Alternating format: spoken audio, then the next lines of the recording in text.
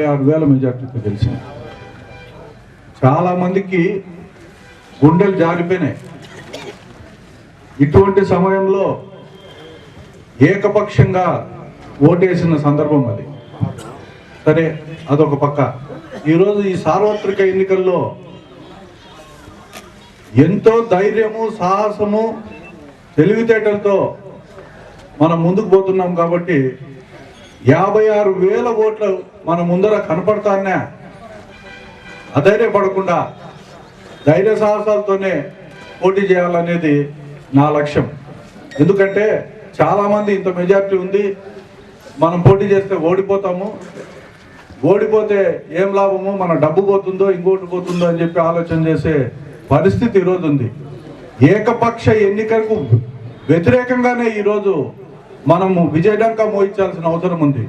ఎందుకంటే 56,000 ఓట్లు మెజార్టీ వచ్చినాయని చాలా మంది ఇళ్లలో దూరుకునే పరిస్థితి. రాజకీయాల్లో ప్రజాసేవ చేయాలని చెప్పి లక్ష్యాలు పెట్టుకున్న వ్యక్తులు చాలా తక్కువ. ప్రజలతో సంబంధాలు ఉండాలా, ఓడిపోయినా గెలిచినా ప్రజల్లోనే ఉండాలా, ప్రజల కోసం పనిచేయాలని చెప్పి ఆలోచన చేయాల్సిన సమయము, సందర్భము ఈరోజు వచ్చింది. ఓడిపోతాము గెలుస్తామని కాదు, మనం గెలవాలనుకుంటే మీ చేతల్లో ఉంది, తప్పకుండా గెలుస్తాం. వదిలేస్తే ఏకపక్షంగా ఉంటుంది, ఇంకెవ్వడు కూడా నామినేషన్ వేసేవాడే ఉంటాడు ఈ నియోజకవర్గంలో. ఎలక్షన్లు, ఎంపీ ఎలక్షన్లు కానీ, నిన్న అంతకుముందు ఎమ్మెల్యే ఎలక్షన్లు కానీ, నిన్న ఎలక్షన్లు, బై ఎలక్షన్లు కానీ మనం ఓడిపోయినట్టే లెక్క. 3 సార్లు ఓడిపోయినాం. మనం ప్రజలకు చెప్పాల్సిన బాధ్యత ఉంది. ఈ ఎన్నికల్లో మనం గెలిపించాలా. 3 సార్లు ఓడిపోయినాం మనము అని చెప్పి చెప్పుకోవడంలో తప్పు లేదు. ఈ సానుభూతి మనం మలుచుకోవాల్సిన అవసరం ఎంతైనా ఉంది. గతంలో పోటీ చేసిన వాళ్ళంతా ఈ సానుభూతిని కూడా మలుచుకున్నారు. పాపం, అయ్యో పాపం, ఆయన 2 సార్లు ఓడిపోయినాడు, ఒకసారి ఓటేస్తామని. వాస్తవమే, నేను కాదన్ను. మనం ఓడిపోయినా బాధ లేదు. అయితే ఈరోజు మీరు కూడా మన శక్తి సామర్థ్యాలు కూడా చెప్పాల్సిన అవసరం ఉంది. మనం సాధించినట్టు చెప్పాల్సిన అవసరం ఉంది. ఈరోజు కాంగ్రెస్ పార్టీలోకి పోయిన తర్వాత 1000 ఇండ్లు మనం కార్యకర్తలకు తెచ్చి ఇచ్చినాం. బయట ప్రచారం ఏం చేస్తారంటే, ఈ ప్రభుత్వంలో 1 ఇండ్లైనా వచ్చిందా, 1 పెన్షన్ అయినా వచ్చిందా, ఒకటైనా వచ్చిందా అని చెప్పి జగన్మోహన్ రెడ్డి మాట్లాడే పరిస్థితి ఉంది. అన్నీ ఏ రాజకీయ పార్టీ అధికారంలో ఉన్నా ప్రజలకు సేవ చేయడం తప్ప నుంచి ఇంకోటి కాదు. నిజాయితీగా సేవ చేసే నాయకుడిని ఎన్నుకునే అవసరం మీకుంది. తప్పనిసరిగా మీరు నిజాయితీగా గల నాయకుడిని ఎన్నుకోవాలి.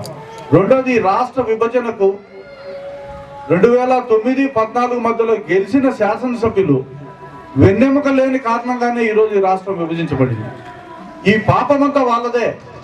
ఎందుకంటే వాళ్ళు వాళ్ళ రాజకీయ పార్టీలను, లేకుంటే వాళ్ళ రాజకీయ నాయకత్వాన్ని, అంటే వాళ్ళకున్న రాజకీయ నాయకులను వ్యతిరేకించి ఈ విభజన జరగకూడదు, మీరు ఇట్లా జరిగితే మేము మీ పార్టీలు వదిలేస్తాం, మీ రాష్ట్రమే మాకు ముఖ్యం, మీ పార్టీలు మాకు ముఖ్యం కాదని చెప్పింటే అందరు రాజకీయ నాయకులు కూడా వాళ్ళు ఇచ్చిన లేఖలు వెనక్కి తీసుకునే స్థితి వచ్చు.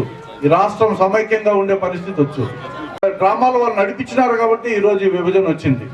వెన్నెముక ఉండే నాయకుడు ఎందుకు కావాలంటాడంటే, ఈరోజు చాలా మంది నాయకులు జగన్మోహన్ రెడ్డికి వేయండి ఆ ఓటు, నాకు అక్కర్లేదు అనే స్థితి కూడా వచ్చి క్యాన్వాస్ చేసుకుంటారు. ధైర్యంగా నా పేరు ఇది, నాకు ఓటు వేయండి, నేను ఈ నియోజకవర్గానికి పనిచేస్తాను అని చెప్పే స్థితిలో నాయకులు లేరు. ఎవరి పేరో చెప్పుకొని ఓట్లు సంపాదించుకోవాలని చెప్పి ఈరోజు పల్లెల్లో తిరిగే స్థితి వచ్చింది. వాస్తవాలు ప్రజలకు మనం తెలియజేయాల్సిన అవసరం ఎంతైనా ఉంది.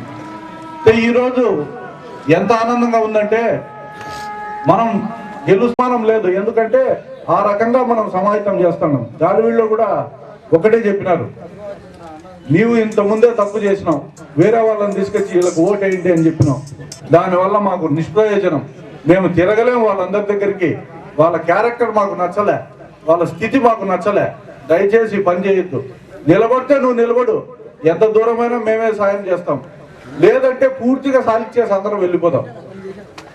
కాబట్టి ఒకరిని తీసుకొచ్చి నిలబెట్టే స్థితి రానియకు అని చెప్పి నాకు గాలివీళ్ళు కూడా చెప్పడం జరిగింది. తప్పకుండా మీ నమ్మకాన్ని వమ్ము చేయము, నిలబడడం ఖాయం, నిలబడదాం, ఖచ్చితంగా ప్రజలకు సేవ చేసే దానికోసమే ఈ జీవితం అంతా కూడా అంకితం చేస్తానని చెప్పి తెలియజేస్తున్నాను.